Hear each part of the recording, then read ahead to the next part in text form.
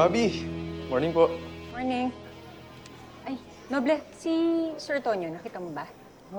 Kausap yata si Chief, ma'am. Bakit po? Wala naman. Sige, salamat ah. Sige, ma'am. Enriquez, may problema ba kayo ni Jared? Anong sinasabi niyo, ma'am? Nakita ko kasi na in-unfollow ka na niya. Tapos, ngayon hinahanap mo si Tonyo. Ayaw mo magpahinga? Grabe. May next target ka agad, Bobby?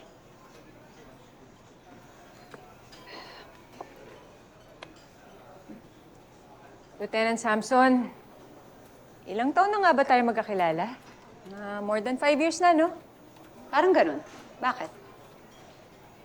Nagtataka lang ako kasi, ma'am eh. Bakit ba obsessed na obsessed ka sa akin? Sobrang invested ka pa sa love life ko. Magkaaminan nga tayo, ma'am. More than 5 years mo na rin ba akong crush? Excuse me, Bobby. Kung meron akong crush na babae, hindi ikaw yun. Ayun naman pala, ma'am eh. Eh di mas maganda kung humanap ka na lang ng ibang pagkakaabalahan mo. Ay, mas okay, maghanap ka na lang ng love life mo.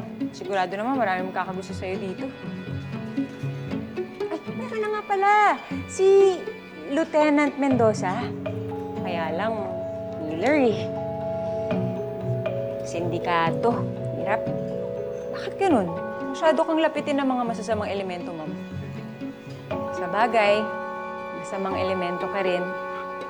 Sige po, ma'am. Mauna na po ako. Nakakatawa, ha? Hindi po, ma'am. Wala po, ma'am. May nakakatawa ba? Wala po, Wala po, ma'am. Wala po. Yung bro...